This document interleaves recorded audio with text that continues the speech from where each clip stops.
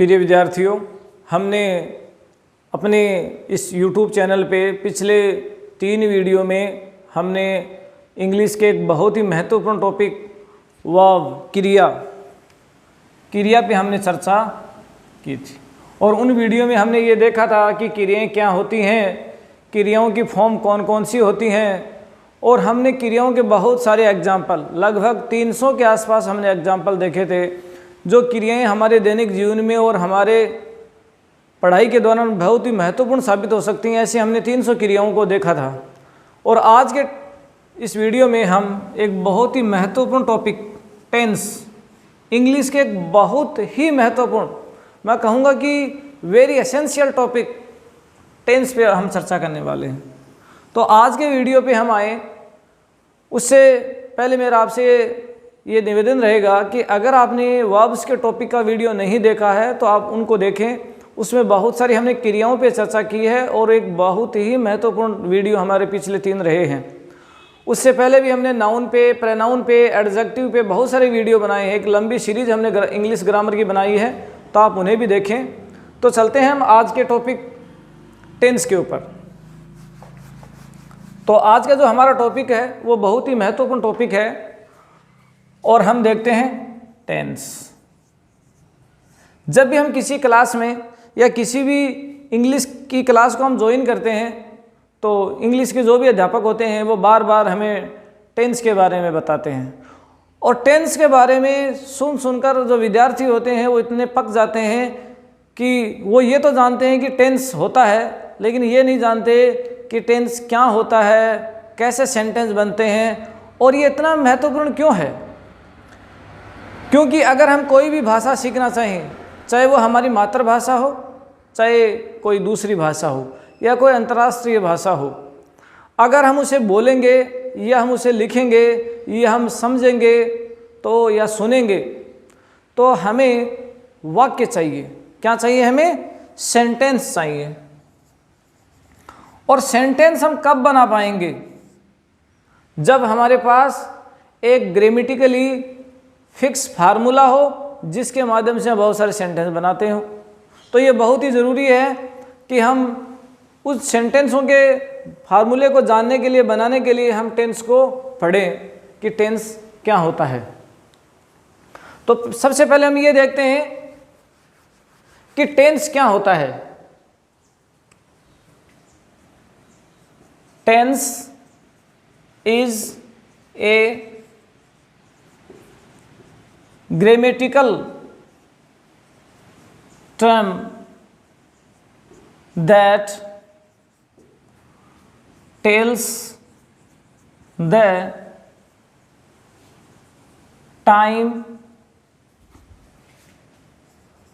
aspect of a sentence or any language.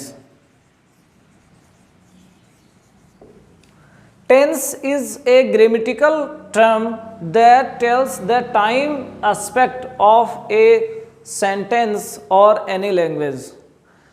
किसी भी भाषा के किसी भी सेंटेंस को समझने के लिए कि वो कब का है, उसका टाइम कब का है, पहले का है, आज का है या भविष्य का है, तो वो बताने वाली जो ग्रामेटिकली जो टर्म होती है, जो शब्दावली हमारे पास होती है, वो होती है टेंस। टेंस हमें ये बताती है कि जो कार्य हुआ है वो पहले हुआ, आज हुआ या आगे भविष्य में होगा, तो वो टेंस होता है। जिस प्रकार से हमारे पास इंग्लिश में एक सेंटेंस है, the deer was drinking water in the pond. The deer was drinking water in the pond. कि जो हिरण है वो नदी में तालाब में, पॉन्ड में पानी पी रही थी। तो ये देखिए was drinking। ये हमें ये बताता है कि ये हिरण का जो कार्य है वो किस समय का है, ये आज का है, पुराना है या भविष्य का है। तो वाज हमें ये बताता है कि कार्य कब का है। तो कार्य क्योंकि पुराना है तो ये हमें बताने का काम टेंस करता है। जैसे मान लीजिए कि हम इसको वाज को बदल देते हैं और यहाँ पे हम इज लिख देते हैं। अब सेंटेंस हो गया the deer is drinking water in the pond. The deer is drinking water in the pond. हिरण तालाब में पानी पी रही है, इस समय पी रही है। ये इज बताता है कि काम पहले का नहीं आज का है। इसी प्रकार से हम इज की जगह कर देंगे will be. The deer will be drinking water in the pond. The deer will be drinking water in the pond. हिरण तालाब में पानी पी रही होगी। अभी उसने पानी पिया नहीं है और न वो अभी पी रही है, वो आगे भविष्य में पी रही होगी या पिएगी। तो ये विल भी हमें ये बताता है कि काम कब का हुआ है। तो टेंस वो चीज़ है जो हमें ये बताती है कि हमारा जो कार्य है वो आज हुआ या पहले हुआ या आगे भविष्य में होगा, ये बताने का कार्य हमारे टेंस का है।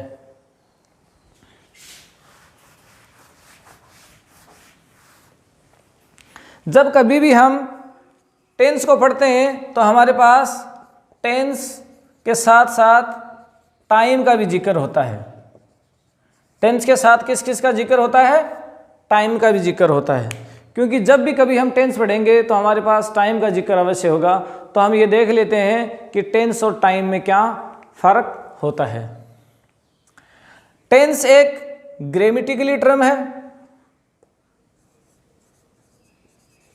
टेंस क्या है? एक ग्रामेटिकल टर्म है जो किसी भी भाषा के व्याकरण में आती है। And time universal term. जो टाइम है वो एक यूनिवर्सल टर्म है, ये किसी में भी काम आ सकती है। टाइम हमारे किसी भी सब्जेक्ट में, मैथ में, इंग्लिश में, हिंदी में, इतिहास में, राजनीति में, भूगोल में, किसी में भी काम आ सकती है। लेकिन टेंस ऐसी टर्म होती है जो किसी भी भाषा में, चाहे वो हिंदी हो चाहे इंग्लिश हो, वो ग्रामेटिकली एक टर्म है जो केवल और केवल हमें भाषाओं में ही मिलती है। इसके अलावा टाइम और टेंस में जो अन्य जो अंतर हैं वो हमारे जो क्लासों का जो स्तर है उससे ऊपर का है कि टाइम केवल जो हमारी घटनाएं हैं उन्हीं को दर्शाता है और इसके अलावा ये हमारे सेंटेंस को भी दर्शाता है। तो ये इन दो टाइम और टेंस के बीच में डिफरेंस हो गया कि टेंस एक ग्रामेटिकल टर्म है और टाइम एक यूनिवर्सल टर्म है। अब हम ये देखते हैं कि हम किस प्रकार से टेंस को पहचाने। जो हमारे जैसे सेंटेंस होते हैं, चाहे वो हिंदी में हो चाहे वो इंग्लिश में हो, हम उनको पहचाने किस प्रकार से। हमारे पास हमारे दिमाग में बहुत सारे विचार, बहुत सारे सेंटेंस पैदा होते हैं। जब भी हम किसी एग्ज़ाम में लेटर का, कहानी का, किसी पैराग्राफ को पढ़ने में या किसी न्यूज़पेपर को पढ़ने में जब हम किसी सेंटेंस को पढ़ते हैं तो हमारे दिमाग में ये विचार आ सकता है कि ये किस टेंस का हो सकता है। तो देखिए मैं दो सेंटेंस यहाँ पे बोर्ड पे लिख रहा हूँ। पहला है मोहन इज पल्किंग फ्लावर्स। दूसरा है the crow is singing a song. दो सेंटेंस हमारे पास हैं। Mohan is plucking flowers. तो अभी हमने देखा कि इज वो शब्द है जो हमें ये बताता है कि कार्य कब का है। इसमें भी देखिए इज ऐसा शब्द है जो हमें बताता है कि कार्य कब हुआ है। मोहन बगीचे में फूल तोड़ रहा है, यह दर्शाता है कि काम इसी समय हो रहा है। तो जब हम आगे जाके सेंटेंस की स्ट्रक्चर देखेंगे तब ये देखेंगे कि सेंटेंस में ये क्या है। ये हमारा है हेल्पिंग वर्ब। ये क्या है? हमारी हेल्पिंग वर्ब। और ये हमारी क्या है? Main verb. ये क्या हुई? हेल्पिंग वर्ब, और ये क्या हुई, मेन वर्ब। इसी प्रकार से ये क्या हुई, हेल्पिंग वर्ब, और ये क्या हुई, मेन वर्ब। तो कोई भी सेंटेंस है, वो हिंदी का हो चाहे इंग्लिश का हो या किसी भी दूसरी भाषा का हो, अगर वो लिखा हुआ है या हमारे दिमाग में आता है, तो ये बताने का कार्य कि वो किस टेंस का है, ये मुख्य काम है हेल्पिंग वर्ब का, जो हमें ये बताती है कि वो सेंटेंस किस टेंस का है, या मेन वर्ब का, जो हमें ये बताती है कि जो टेंस का दूसरा जो रूप है उसमें ये कौन से रूप का है। जैसे हम यहाँ इज को बदल देते हैं, जैसे हमने इज की जगह लिख दिया वाज, तो देखिए यहाँ पर वाज लिखते ही इन दोनों का अर्थ बदल गया और दोनों का टेंस भी बदल गया। मोहन वाज पल्किंग फ्लावर, मोहन फूल तोड़ रहा था, अब नहीं तोड़ रहा है, पहले तोड़ रहा था। तो वाज यहाँ लिखते ही वाक्य का अर्थ बदल गया, वाक्य का टेंस भी बदल गया। इसी प्रकार से the crow was singing a song, कौवा गीत गा रहा था, कौवा गीत गा रहा था, तो ये पहले का काम हो गया। तो यहाँ पर भी इस की जगह वाज करते ही टेंस बदल गया और इसका अर्थ भी बदल गया। इसी प्रकार से हम इसको फिर से चेंज कर देते हैं। जैसे हम यहाँ लिख देंगे विल बी, और यहाँ पर भी लिख देंगे will be. The Mohan will be plucking flowers, Mohan फूल तोड़ रहा होगा, मोहन फूल तोड़ रहा होगा। तो विल भी हमें भविष्य की ओर संकेत करती है, और यहाँ पर the crow will be singing song, कौवा गीत गा रहा होगा, तो ये भी हमें भविष्य की ओर संकेत कर रहा है। तो क्योंकि जब हमने इन सेंटेंसों में मेन वर्ब जो बदल दी है, तो मेन वर्ब के साथ हमारा टेंस बदल गया और इनके अर्थ भी बदल गए। तो देखिए helping verb tells the tense of a sentence. तो जो हेल्पिंग वर्ब जो हमारी होती है वो टेंस को बताती है, सेंटेंस के टेंस को बताती है, और टेंस ही वो ग्रामेटिकल टर्म है जो हमें किसी भी भाषा में या किसी भी सेंटेंस के टाइम एस्पेक्ट को बताता है। अब देखिए हमने ये देखा कि यहाँ पे आईएनजी मेन वर्ब है, यहाँ पे भी आईएनजी मेन वर्ब है, तो मेन वर्ब भी जब बदलती है तो किस प्रकार से हमारे टेंस बदल जाते हैं, अभी हम देखते हैं।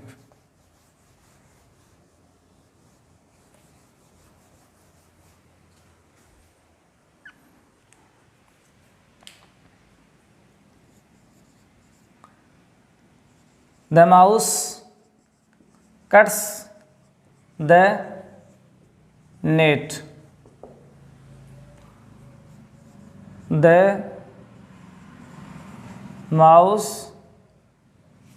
is cutting the net. और ये देखिए the mother cooked rice, mother cooked rice, the mother had cooked rice। ये देखिए अभी हम इन 4 सेंटेंस के माध्यम से देखते हैं कि किस प्रकार से हमारी जो मेन वर्ब है वो भी टेंस को बदल देती है। The mouse cuts the net, चूहा जाल काटता है, ये प्रेजेंट सिंपल टेंस है, चूहा जाल काटता है। The mouse is cutting the net, चूहा जाल काट रहा है। ये यहाँ पे देखिए, यहाँ पे हमारे पास फर्स्ट फॉर्म की फर्स्ट जो रूप है वो है, हमारे पास यहाँ पे फर्स्ट फॉर्म है, यहाँ पे हमारी आईएनजी फॉर्म है। और फर्स्ट फॉर्म क्या होती है, सेकंड फॉर्म क्या होती है, थर्ड फॉर्म क्या होती है, आईएनजी फॉर्म क्या होती है, इस पे हम एक ऑलरेडी वीडियो बना चुके हैं, तो आप वहाँ से समझ सकते हैं। तो ये देखिए द मदर कुक्ड राइस, यहाँ पे देखिए सेकंड फॉर्म है, यहाँ पे फर्स्ट फॉर्म है, यहाँ पे आईएनजी फॉर्म है और यहाँ पे सेकंड फॉर्म है। ये प्रेजेंट के टाइम को बताता है, ये प्रेजेंट के टाइम को बताता है कि चूहा जाल काटता है। ये देखिए ये प्रेजेंट कंटिन्यूस के टाइम को बताता है, अभी हम चर्चा करने वाले हैं कि टेंस क्या होते हैं और कितने प्रकार के होते हैं। तो ये प्रेजेंट कंटिन्यूस को चूहा अभी इसी समय जाल काट रहा है। और ये देखिए द मदर कुक्ड राइस, माँ ने भोजन पकाया, ये पास्ट की बात बताता है, पुरानी बात बताता है। द मदर हैड, यहाँ पे देखिए सेकंड फॉर्म, यहाँ पे हैड प्लस थर्ड फॉर्म, तो ये पास्ट परफेक्ट को, पुराने समय में कार्य की पूर्णता को दर्शाता है। इसी प्रकार से देखिए अगर हम ये लिख देंगे the players will play A match, the players will play A match, खिलाड़ी एक मैच खेलेंगे। तो यहाँ पर देखिए विल और उसके साथ बेस फॉर्म, विल के साथ बेस फॉर्म, यहाँ देखिए फर्स्ट फॉर्म, यहाँ आईएनजी फॉर्म, यहाँ सेकंड फॉर्म, यहाँ थर्ड फॉर्म और यहाँ पे बेस फॉर्म, मूल फॉर्म जो होती है हमारी कि खिलाड़ी मैच खेलेंगे। तो मूल फॉर्म आने पर ये कार्य की भविष्य को दर्शाता है। तो दो चीज़ें हमारी, एक तो हेल्पिंग वर्ब और एक हमारी मेन वर्ब जो होती है वो हमें टेल्स द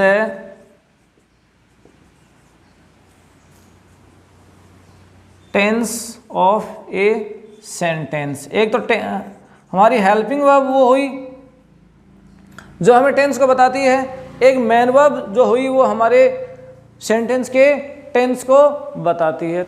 तो इससे हम क्या समझे कि हमारा चाहे सेंटेंस किसी भी टेंस का हो, उसकी जो स्ट्रक्चर है, जो बनाने का जो सूत्र है वो सेम रहेगा, लेकिन हर टेंस में उसकी हेल्पिंग वर्ब और उसकी मेन वर्ब बदल जाएगी। हर टेंस की हेल्पिंग वर्ब अलग अलग होगी और हर टेंस की मेन वर्ब है, उसकी जो फॉर्म है वो अलग अलग होगी। तो अब हम ये पहचान लेंगे कि हमारा जो सेंटेंस है वो कैसे होगा, किस टेंस का होगा। लेकिन अभी हम थोड़े हिंदी के सेंटेंसों की भी चर्चा करते हैं और वो देखते हैं कि कैसे उनको हम पहचाने।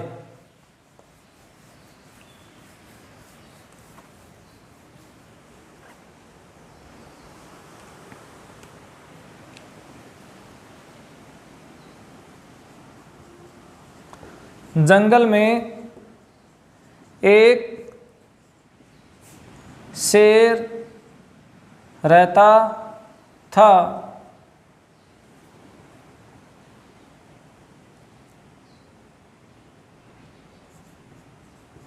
शेर चूहे को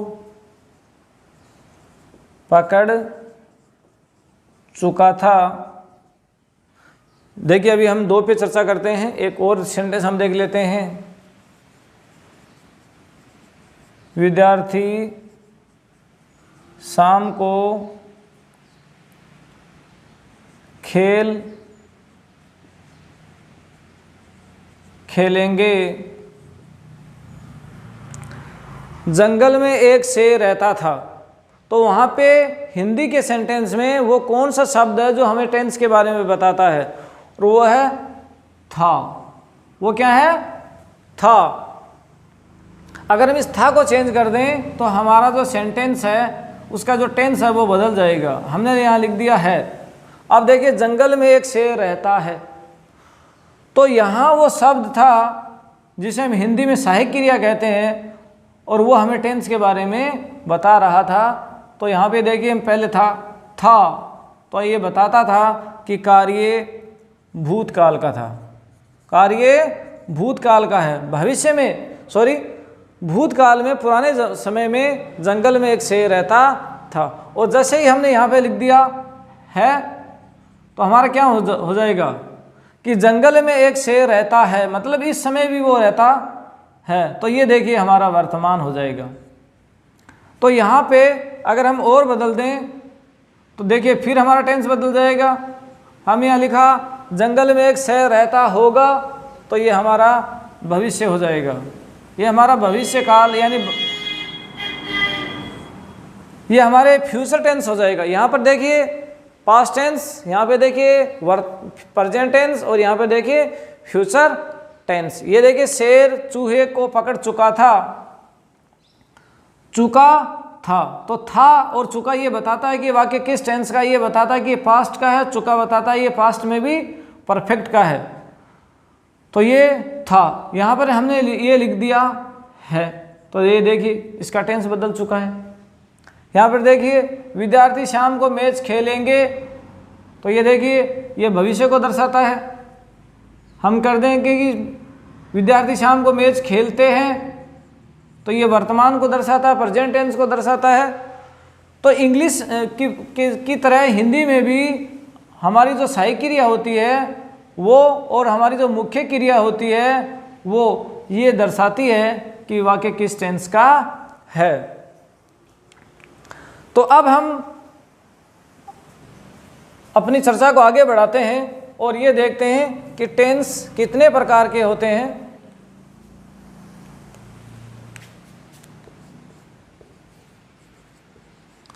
टाइप्स ऑफ टेंसेज, टेंसों के प्रकार। देखिए जब भी हम किसी भी घटना का जिक्र करते हैं तो कोई घटना कब घटित हो सकती है। आप एक बार सोचिए कि कोई भी घटना कब घटित हो सकती है। कुछ घटनाएं आपके जीवन में आज से पहले घटित हुई हैं। आज से जैसे पहले हमने कई क्लासों में पढ़ाई की है, हमने कई ज़िंदगी में चीज़ें देखी हैं और कई चीज़ें ज़िंदगी की हम आज देख रहे हैं और बहुत सारी जीवन की घटनाएं या जीवन की चीज़ें हम भविष्य में देखेंगे। इसके अलावा तो कोई समय नहीं है। या तो हमने जीवन की बहुत सारी घटनाओं को पहले देखा है या जीवन की बहुत सारी घटनाओं को हम बाद में देखेंगे या बहुत सारी घटनाओं को हम आज देख रहे हैं। तो जिस प्रकार से ये देखिए एक टाइम लाइन है, जिस प्रकार से ये एक टाइम लाइन है और ये आज का समय है, जिस समय हम पढ़ रहे हैं उस समय का ये समय है आज। और आज का क्या कहूँ, मैं कहूँगा एट दिस टाइम, ये इस समय का समय है जब हम इस वीडियो को देख रहे हैं, सुन रहे हैं, मैं बना रहा हूँ। टुडे, आज का समय ये है, एट दिस टाइम, इस समय। ये देखिए पास्ट है, ये हमारा पास्ट टाइम है, ये हमारा पास्ट है। हमने इस दौरान बहुत सारी घटनाओं को, जैसे मान लीजिए कि 2010, 2020, 1999 या इससे भी बहुत पहले का टाइम इस दौरान आया और वो बीत गया। और ये देखिए आगे की जो समय है 2021, 2030, 2050, इस प्रकार का बहुत सारा लंबा आगे का समय जो आगे आएगा। तो ये एक टाइमलाइन हुई जिसके माध्यम से हमने देखा कि जीवन की बहुत सारी घटनाएं पहले जा चुकी हैं और जीवन की बहुत सारी घटनाएं आने वाली हैं और जीवन की बहुत सारी घटनाएं अब घट रही हैं। जिस समय हम इस वीडियो को बना रहे हैं, आप इस वीडियो से पढ़ रहे हैं, उस समय भी जीवन की बहुत सारी जो घटनाएं हैं वो घटित हो रही हैं। तो जब कभी आपको इन घटनाओं का लिखना पड़े, आप किसी भी आंसर में या किसी भी बुक में ऐसी घटनाओं को पढ़ें जो घटनाएं वर्तमान समय को बताती हैं, तो वो आएंगी प्रेजेंट टेंस में। वो किस टेंस में आएंगी? प्रेजेंट टेंस में। और अगर आप ऐसी घटनाओं को पढ़ें, सुनें, समझें या लिखें जो भविष्य में घटित होने वाली हैं, तो वो फ्यूचर टेंस में आएंगी। और ऐसी घटनाओं का अगर आप जिक्र कर रहे हैं, सुन रहे हैं, पढ़ रहे हैं, लिख रहे हैं, देख रहे हैं, तो उनका जिक्र पास्ट टेंस में आएगा, क्योंकि हमने सारे समय को इसमें शामिल कर लिया है। हमने पास्ट के पुराने समय को इसमें शामिल कर लिया है, हमने भविष्य के फ्यूचर के समय को इसमें शामिल कर लिया है और हमने इस समय का, जिस समय ये वीडियो हम बना रहे हैं और आप देख रहे हैं, उस समय को भी हमने शामिल कर लिया है। तो इसमें सारा समय आ चुका है, इसमें ऐसा कोई समय नहीं बचा है। तो हमने पूरे समय को, जो कि एक यूनिवर्सल कंसेप्ट है, यूनिवर्सल जो टर्म है, उसको शामिल कर लिया है। तो हमारे पास कोई समय नहीं बचा है। तो हमारे टेंस 3 हुए। एक हुआ हमारा आज का टाइम यानी प्रेजेंट टेंस, एक हुआ आज का टाइम हमारा प्रेजेंट टेंस, एक हुआ हमारा पास्ट टेंस जिसमें हमारे जीवन की पुरानी घटनाएं, इसमें हमारे जीवन की आज की घटनाएं और इसमें हमारे जीवन की पुरानी घटनाएं, और ये हुआ हमारा फ्यूचर टेंस जिसमें हमारे जीवन के भविष्य की घटनाएं शामिल होंगी। ये हमारे 3 प्रकार के टेंस हुए। हमने समझा कि टेंस किस प्रकार से टेंसों का डिवाइडेशन होता है, उनका किस प्रकार से निर्माण होता है, और टेंस 3 ही क्यों होते हैं। अगर हमारे दिमाग में ये क्वेश्चन भी आ सकता है कि टेंस 3 ही क्यों होते हैं, क्योंकि हमने पूरे समय को शामिल कर लिया, अब कोई समय बचा ही नहीं है। तो क्योंकि समय ही टाइम ही टेंस को इंडिकेट करता है, तो हमने पूरे समय को शामिल कर लिया। और ये भी हमारे दिमाग में विचार आ सकता है कि टेंस 3 क्यों होते हैं, 2 क्यों नहीं होते। अगर 2 को शामिल कर लेंगे तो एक समय बच जाएगा। अगर हम भविष्य के समय को और पुराने समय को शामिल कर लेंगे तो आज का समय कहाँ जाएगा। तो क्योंकि टेंस टाइम को हमने 3 भागों में बांट दिया, इसलिए हमारे जो टेंस हैं वो 3 हो गए। अब देखिए हम थोड़ी चर्चा करते हैं कि जो हमने समय के 3 भाग किए हैं, ये हमारा पुराना समय, और ये हमारा आज का समय, और ये हमारा फ्यूचर का समय। इसमें भी घटनाएं अलग अलग तरीके से घट सकती हैं। इसमें भी घटनाएं अलग अलग तरीके से घट सकती हैं। मान लीजिए कि जो पुरानी घटनाएं हैं उनमें भी घटनाओं का जिक्र अलग तरीके से हो सकता है, उनका अलग एस्पेक्ट्स आ सकता है। जैसे कुछ घटनाएं सिंपल थी जो पुराने समय में घटती थी। जैसे मेरे दादाजी कहानी सुनाते थे, मेरे दादाजी कहानी सुनाते थे। तो ये देखिए एक सामान्य घटना है। और ये देखिए शेर जंगल में पेड़ के नीचे सो रहा था। घटना तो ये भी पुराने समय की है, समय तो इसका भी पुराना है कि शेर पहले सो रहा था, लेकिन वो काम लगातार कर रहा था। शेर सो रहा था, तो ये देखिए कंटिन्यूअस। ये क्या हुआ, कंटिन्यूअस, क्योंकि शेर काम को लगातार कर रहा था। और मैं ये कहूँ कि चूहा जाल काट चुका था, चूहा जाल काट चुका था, यानी चूहा अपने कार्य को पुराने समय में, आज में नहीं, पुराने समय में परफेक्ट कर चुका था। तो ये हुआ परफेक्ट। और मैं इसी को ये कहूँ कि चूहा 2 घंटे से जाल काट रहा था, तो मैंने काम को कंटिन्यू भी दर्शाया, और मैंने ये भी दर्शाया कि चूहा कब से जाल काट रहा था या उसे जाल काटते हुए कितना समय हो गया था। तो उसको हम परफेक्ट कंटिन्यूअस के नाम से हम उनको जिक्र करते हैं। तो ये देखिए परफेक्ट टेंस को भी हम 4 तरीकों से समझ सकते हैं। परफेक्ट टेंस को भी हम 4 तरीकों से समझ सकते हैं। तो प्रेजेंट टेंस को भी हम 4 तरीकों से समझ सकते हैं। तो फ्यूचर टेंस को भी हम 4 तरीकों से समझ सकते हैं। प्रेजेंट को हम कैसे समझ सकते हैं, देखिए सिंपल सी घटना, मेरे पिताजी पढ़ाने का काम करते हैं। जिस समय मैं आपसे बात कर रहा हूँ हो सकता है कि मेरे पिताजी उस समय पढ़ा नहीं रहे हों, लेकिन ये उनका सामान्य पेशा था, ये उनकी सामान्य आदत थी, और ये उनका कार्य था पढ़ाना, तो वो पढ़ाते हैं। और देखिए काम कंटिन्यू अगर चल रहा है, मेरे पिताजी पढ़ा रहे हैं, माताजी खाना बना रही है, इस समय बना रही है। ये देखिए परफेक्ट।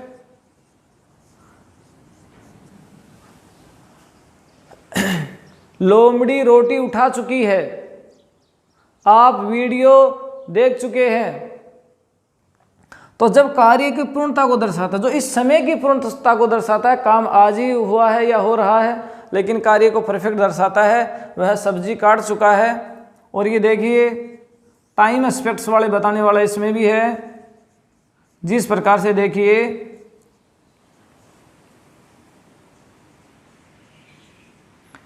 सुबह से वर्षा हो रही है, काम तो आज का ही है, काम वर्षा आज ही हो रही है, लेकिन हमने समय के साथ बताया कि या तो ये बताया कि काम कब शुरू हुआ, या ये बताया कि कितने समय हो गए उसे शुरू होते हुए। तो ये देखिए 4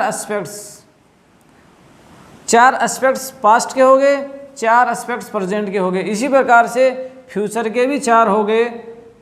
जैसे फ्यूचर सिंपल, हम आगे और वीडियो बनाएंगे, हम आगे टेंस पे और वीडियो बनाएंगे। और ये देखिए फ्यूचर का कंटिन्यूअस एस्पेक्ट्स, हम आगे वीडियो बना रहे होंगे, आप वीडियो देख रहे होंगे। कुछ लोग हमारे बारे में सकारात्मक सोच रहे होंगे, जिसका हम अंदाज लगा सकते हैं, क्योंकि भविष्य की बात को तो हम पुख्ता श्योरली नहीं कह सकते, उस पर हम अंदाज ही लगा सकते हैं। और ये देखिए भविष्य की पूर्णता को दर्शाता है। जिस प्रकार से इस समय हमारे देश में कोविड-19 नामक की बीमारी चल रही है, तो हम ये कह सकते हैं कि अक्टूबर तक भारत कोविड-19 पर नियंत्रण पा चुका होगा, जिसकी केवल हम अंदाज लगा सकते हैं, हम केवल अनुमान लगा सकते हैं। तो चुका होगा तो ये इसका परफेक्ट एस्पेक्ट हो गया। और ये देखिए perfect continuous aspect, perfect continuous. जिस प्रकार से हम मान लीजिए कि हम यहाँ पे वीडियो बना रहे हैं और आप देख रहे हैं, और हम किसी के बारे में ये सोचें, अनुमान लगाएं कि किसान सुबह से खेतों में काम कर रहे होंगे, किसान सुबह से खेतों में काम कर रहे होंगे। हमारे देश के लोग 2 महीने से कोविड-19 से लड़ रहे होंगे, इस बीमारी से लड़ रहे होंगे, तो हम भविष्य के जो अनुमान है उसकी बात कर सकते हैं। तो देखिए पास्ट के 4 रूप हो गए, प्रेजेंट के 4 रूप हो गए, और फ्यूचर के भी 4 रूप हो गए। तो ये हमारा टेंसों का जो मुख्य प्रकार हुआ वो ये हुआ कि वो 3 प्रकार के होते हैं, और इन तीनों प्रकार के टेंसों को 4 तरीकों से इनको विभक्त किया जा सकता है, इनको 4 तरीकों से उनका जिक्र किया जा सकता है। तो मुख्य टेंस 3 प्रकार के हुए, और इस प्रकार से अगर हम 3 टेंसों को 4 तरीकों से कहेंगे तो हमारे पूरे जो टेंस हैं वो 12 टेंस हो गए। और आगे वाले वीडियो में जब हमारा वीडियो आगे आएगा तो हम हर वीडियो में हर टेंस के ऊपर गहनता से चर्चा करेंगे। हम प्रेजेंट पे भी चर्चा करेंगे, पास्ट पे भी हम चर्चा करेंगे, फ्यूचर पे भी चर्चा करेंगे। तो आगे के वीडियो में हम टेंसों पर और गहनता से चर्चा करेंगे। तो उससे पहले हम ये देख लेते हैं कि जो हमारे जो टेंस होते हैं उसमें, क्योंकि हमें सेंटेंस बनाने का की जिक्र करना पड़ता है, हमें सेंटेंस बनाना पड़ता है, तो कैसे हम सेंटेंसों को बनाएं। ये देखिए हमारा एक हिंदी का सेंटेंस है, अध्यापक विद्यार्थियों को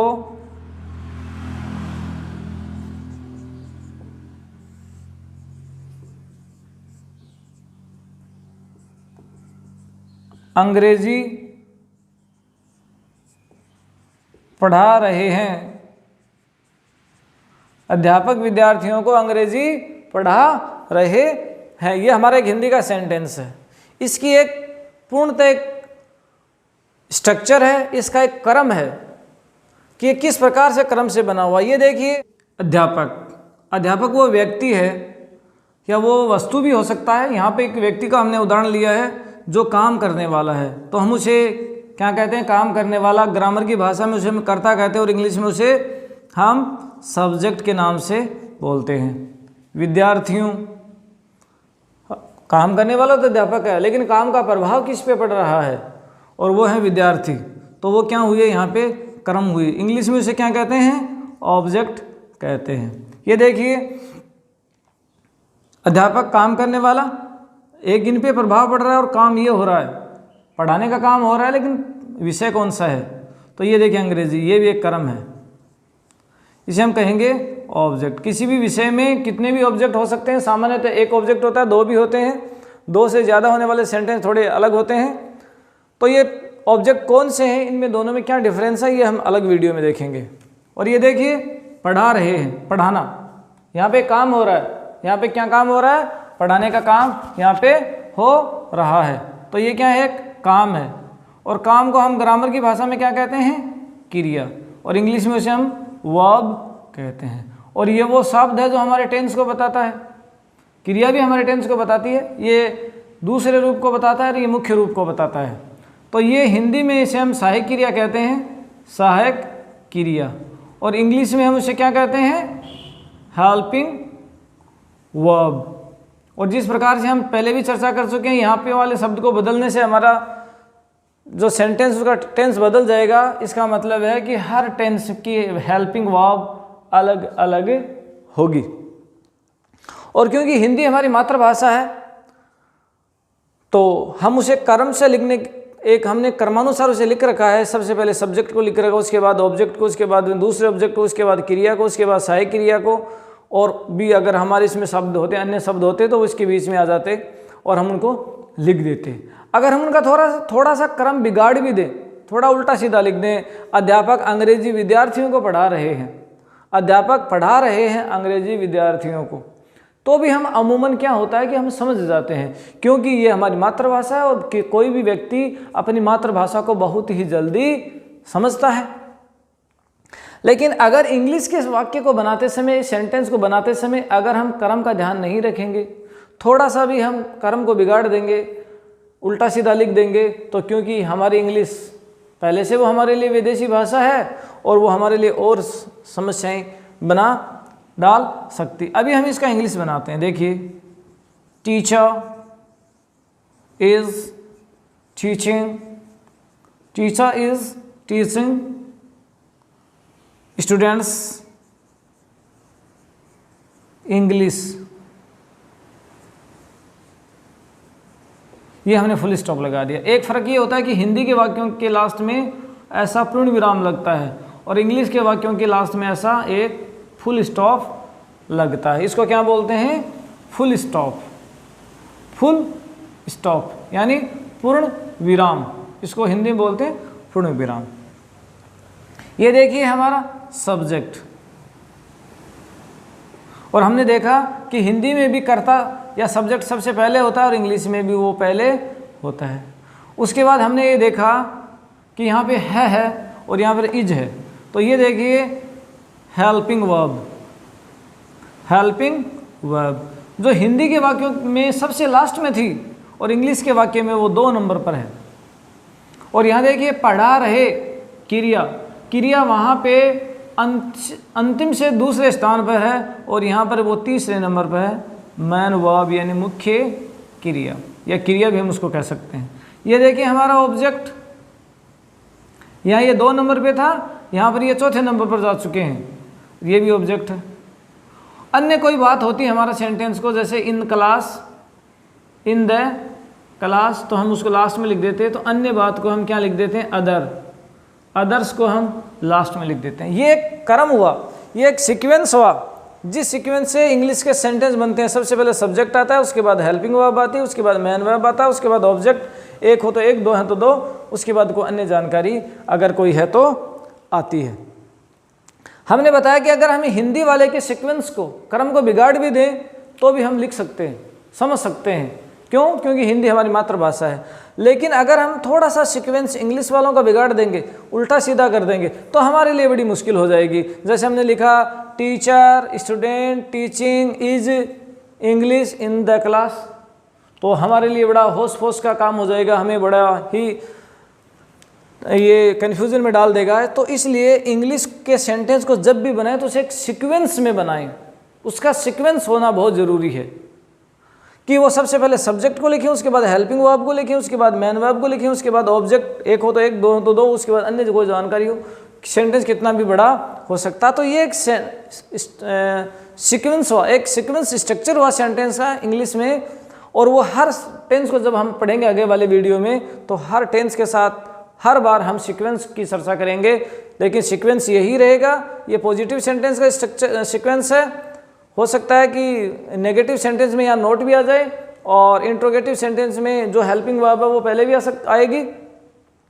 लेकिन जो मेन जो सीक्वेंस स्ट्रक्चर है सेंटेंस का वो यही रहने वाला है और उसकी हम हर टेंस के साथ चर्चा करेंगे। जैसे वो हर टेंस के साथ अलग नहीं होगा, लेकिन फिर भी हम हर टेंस के साथ उसकी चर्चा करेंगे, ताकि वो बार बार चर्चा करने से हमारे दिमाग में अच्छी तरह से बैठ जाए। तो हम आगे वाले वीडियो में फिर हाजिर होंगे और एक नई जानकारी के साथ। आगे वाला वीडियो में हम टेंसों में पे चर्चा करने वाले हैं, जो कि हमारा बहुत ही महत्वपूर्ण टॉपिक होने वाला है। तब तक के लिए धन्यवाद।